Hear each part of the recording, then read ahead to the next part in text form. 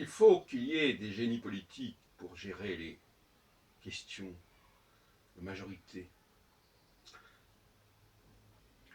Je constate que si Macron est un génie politique, il n'a pas en face de lui des gens qui ont le même génie.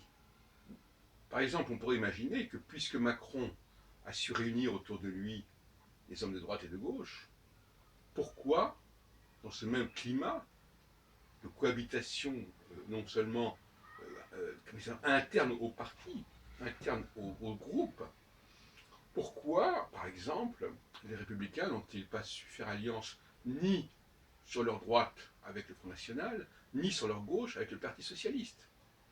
Voilà la question qui se pose. On sait très bien que ce sont deux options qui existent, dans l'absolu. Euh, une alliance, ce qu'on appelle le Front républicain, entre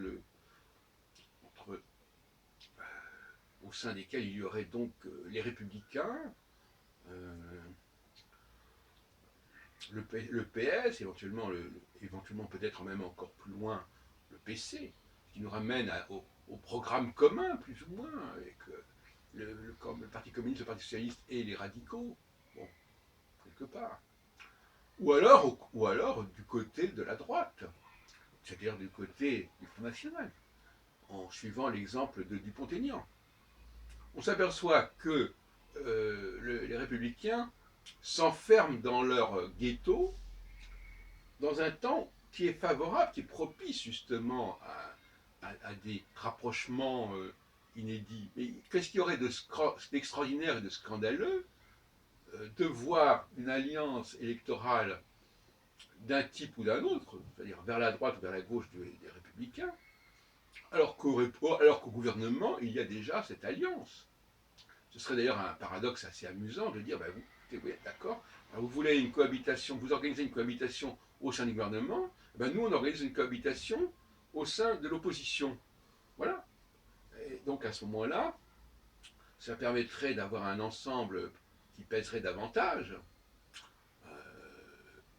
Bon, et il est évident qu'il faudrait qu'au moins l'une des deux formules puisse exister. Or, dans les deux cas, il semble que les républicains aient une vision très figée, très cristallisée de la politique, en un temps où ce n'est plus de mise. Il faudrait quand même savoir ce qu'on fait. Donc je vous dis, maintenant c'est un peu tard, mais, par rapport aux prochaines élections, mais je veux dire qu'il faudrait quand même qu'il y ait des... Il y a eu des accords de ce type. On sait qu'au régional, de facto, la gauche s'est désistée lorsque le candidat républicain était en tête pour battre le Front National. Je constate également que lorsque j'écoute les commentaires politiques actuellement, personne ne parle d'accords électoraux. Parmi tous les commentateurs politiques, il n'y en a aucun qui parle de la possibilité de gagner au second tour grâce aux accords électoraux. Que En Marche l'emporte au premier tour, ou du moins ait le maximum de voix au premier tour, ça ne fait pas gagner au deuxième tour.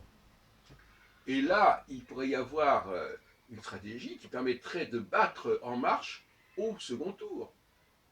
C'est-à-dire en ajoutant les voix de différents partis politiques, de la même façon que En Marche lui-même ajoute des voix en panachant les partis politiques. Donc ce qui est anormal, chers amis, c'est que cette dynamique de l'alliage et de l'alliance de facto qui se fait au gouvernement, elle n'existe pas au Parlement. Elle n'existe pas dans ceux qui sont extérieurs à cette dynamique de gouvernement. Et c'est ça qui est anormal. Donc il y a ce que j'appelle un manque de génie politique. Dupont-Aignan a un certain génie politique, mais ça n'a pas suffi. En revanche, par exemple, François Bayrou, on sait très bien que c'est en partie grâce à François Bayrou que les choses ont progressé pour Macron. Donc par conséquent, lui, il a su faire ça. Il aurait pu d'ailleurs le faire s'il était resté à droite. Si on avait pu le récupérer à droite, il aurait pu aussi le faire à droite. Il y a des gens comme ça qui sont capables de franchir les lignes et de créer une dynamique en rapprochant. Bon, il y a des gens. Alors, il y a Dupont-Aignan, qui l'a fait à sa façon, en se rapprochant du Front National, alors qu'il est un ancien gaulliste, enfin, il est gaulliste même. Il y a François Bayrou qui a su le faire aussi, d'une certaine manière, en incarnant une dimension qui n'est pas celle d'En Marche, au départ. Et puis, alors, il manque un troisième personnage, qui est celui qui pourrait. Dupont-Montagnan n'a pas réussi à faire la jonction entre les Républicains et, et le Front National, parce que lui-même, il a son propre parti, Debout la France, qui ne pèse évidemment pas. Bon, il aurait fait cette démarche au nom des Républicains, ça aurait eu toute autre dimension. Mais c'était un élément précurseur sur lequel on pourrait continuer à bondir, à rebondir. Apparemment, ça ne se fait pas. Donc, s'il y a un échec des partis traditionnels, comme on dit, que sont le PS et les Républicains, c'est justement parce qu'ils n'arrivent pas à s'allier entre eux. Et ils n'arrivent pas à créer une dynamique autour d'eux. Donc, c'est assez lamentable, quelque part. Voyez-vous. Donc, voilà, moi je suis très favorable à l'idée qu'après tout, cette dynamique fusionnelle au gouvernement, elle pourrait avoir pour pendant une dynamique fusionnelle au niveau des partis politiques, au niveau du second tour des législatives.